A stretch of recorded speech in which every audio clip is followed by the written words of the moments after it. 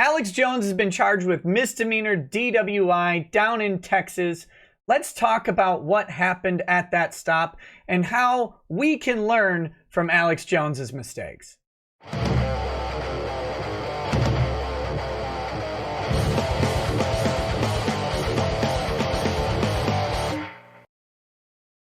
Hey, what's up, guys? Welcome to Lawsplaining the Interwebs. I'm your host, Nick Rekieta of Rekieta Law, a small law firm in central Minnesota. And today we're talking about Alex Jones's DWI, what he did versus things that you might want to consider or ask a local DWI attorney about. Nothing I say in this video is legal advice for you. You should always consult an attorney in your jurisdiction, but these are some things to think about. And if you like these short sort of legally related stories and legal analysis videos, go ahead and hit like and subscribe and share the video around if you think other people might find it interesting. Let's take a look at the article here from Newsweek, in which Alex Jones has been addressing his DWI arrest and apparently talking his love of enchiladas and helicopters. And frankly, who doesn't love enchiladas or helicopters?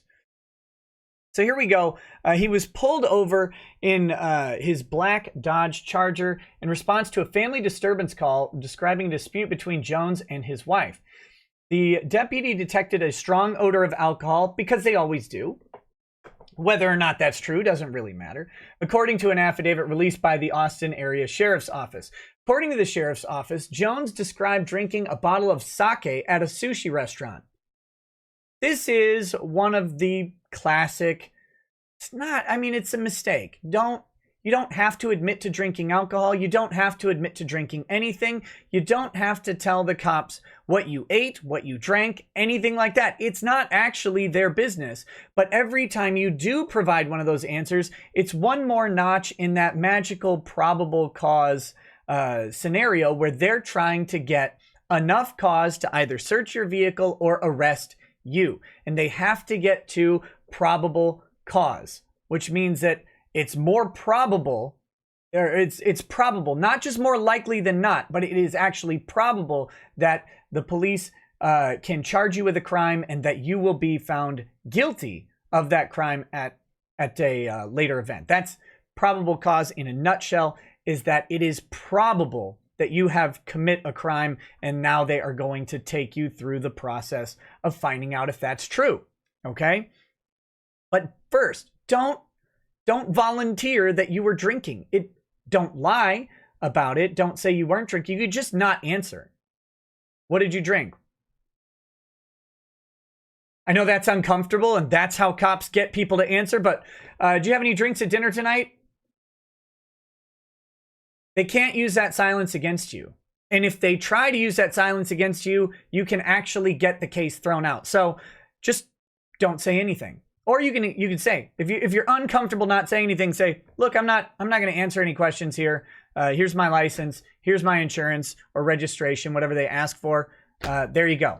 You don't have to answer any questions that they ask. You just have to provide identification that's accurate and insurance or registration as your state permits. So next thing, when the argument continued at home, Jones left the house for another residence owned by the InfoWars founder.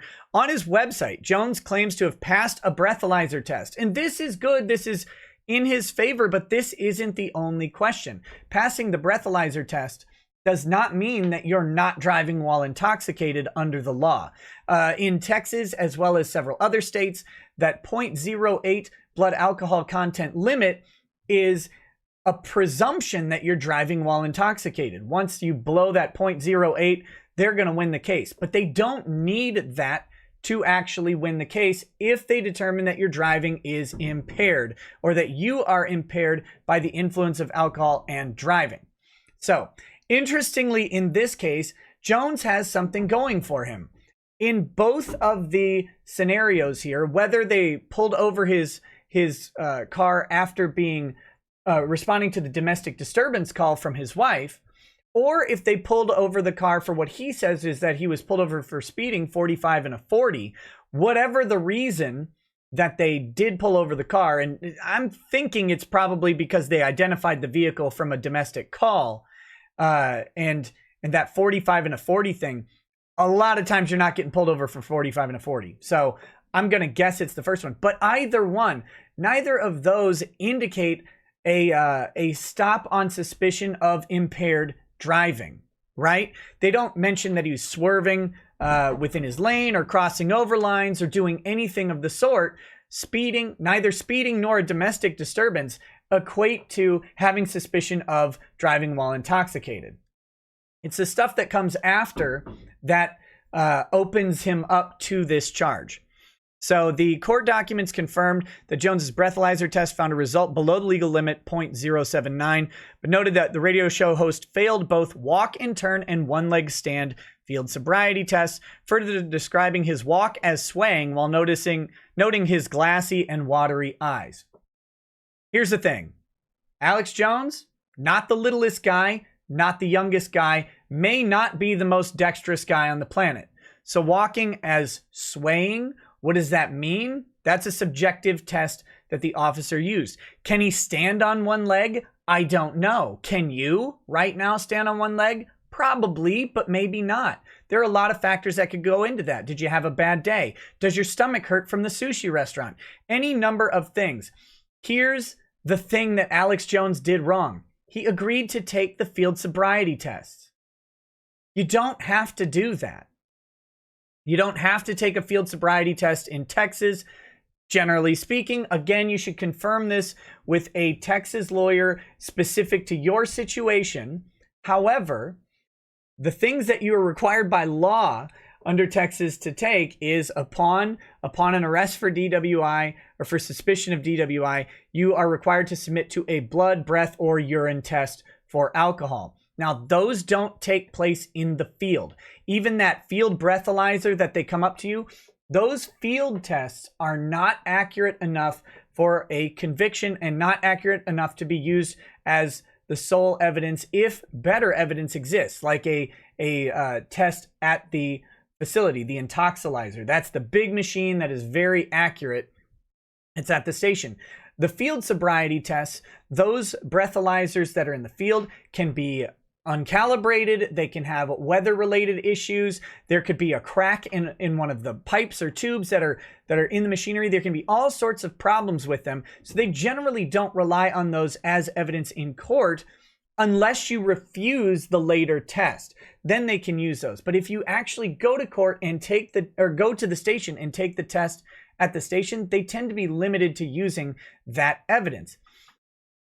But if you voluntarily take the field sobriety tests and you do the walk and turn and the one-leg stand test and then you fail them, they can use that as evidence that the officer witnessed an impaired driver whom he believed to be intoxicated. Now they can take that 0.079, which is below the legal limit, and they can say that so we know he was drinking, and combined with his inability to pass field sobriety tests, we believe that this guy actually was driving under the influence of alcohol while intoxicated, and now they can possibly secure a conviction.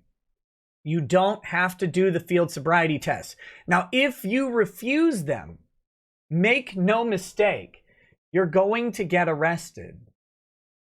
Most likely, you're going to get arrested. They're going to say, well, I smell alcohol on you. I'm going to need you to submit to a breathalyzer. Let your lawyer deal with that. That's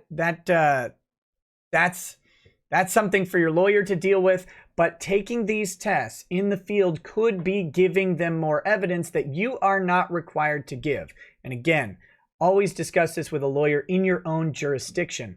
But as a general rule, at least in Texas, you're not required to take these tests, and the tests that you are required to submit to are the blood, breath, or urine tests that are administered at a police station. Now, some people might notice that the transportation time between where you are and the police station may actually lower your blood alcohol content as your body continues to metabolize things. So it could bring people below the legal limit. That's not your problem. That's the problem with how the law is written, and that is you complying with the law. You're required to submit to those tests. You're not required to submit to the field sobriety test. And interestingly, this is the other part. Alex Jones wasn't pulled over for driving while intoxicated, according to the police report. He was either pulled over for the domestic disturbance call, or he was pulled over for that speeding of 45 in a 40. Neither of those indicates impaired driving. So at the point that they are pulling Alex Jones over, they do not have probable cause to detain him and bring him in for the breath test. They need to establish that cause through the other factors. Now, one of them, of course, is the smell of alcohol, but the smell of alcohol alone may not be sufficient. Glassy eyes, they literally just got off a phone call where he is described as having a disturbance and an argument with his wife sufficient to make him leave the home and go to a different place. Alex Jones may have been crying. We don't know. Why are his eyes watery and glassy? Is it because he's drunk, or is it because he just got into a fight with his wife? He just got into an altercation with someone. Don't know. Doesn't matter. That might not be sufficient evidence for the police officer to even bring him in for the final test. And those field sobriety tests, failing those field sobriety tests, which, by the way, when it's nighttime, it's dark, and you're agitated, those can be difficult for lots of people who aren't intoxicated to pass. So we've got several things that Alex Jones did wrong here. And you guys, if you ever find yourself in a similar situation, and that situation is merely being pulled over and question about DWI, you need to stop for a minute, determine your best cause of action, hopefully have an attorney's card in your pocket, and strongly consider whether or not you want to submit to those field sobriety tests that you don't have a legal, or I should say you may not have a legal obligation to take, depending on where you are. All right, guys, that's all I've got for you. We'll see. They may have enough evidence. Even though Alex Jones blew below the legal limit, they may have enough evidence here to go ahead and get the conviction, because the police officer will get to sit on the stand and he will get to talk about how much alcohol he smelled on Alex Jones's breath and emanating from the car. Look, he blew a .079. This guy is not smelling like a whiskey house here, right? 0.079 on sake. This guy is not going to smell like a bartender.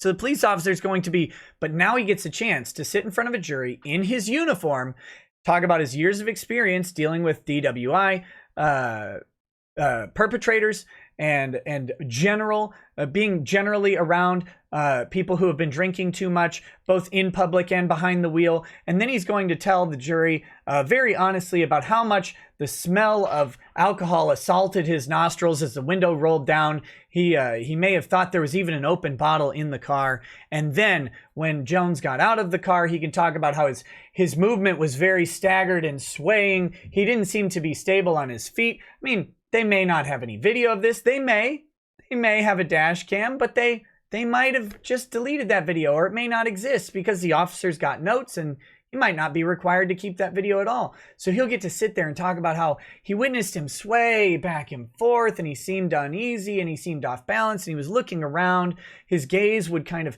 detach from the police officers. He didn't make solid eye contact, and he's talking very openly and loosely as if maybe he was under the influence of alcohol, right? Now the cop gets to do that on the stand and use all of these things to try and convince a jury that Alex Jones was intoxicated.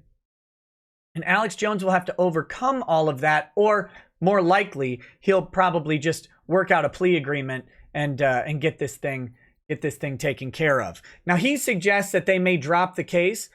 They may drop the case. But if you consented to the field sobriety test, they now have evidence that he was intoxicated, and he's going to have to fight against it. Something he may not have had to do at all. All right, guys. Hope you enjoyed this. I think I said that a second ago. Thanks for watching. Again, if you like this stuff, go ahead, hit like, share, and we'll talk to you later. Have a good night. Peace. Peace.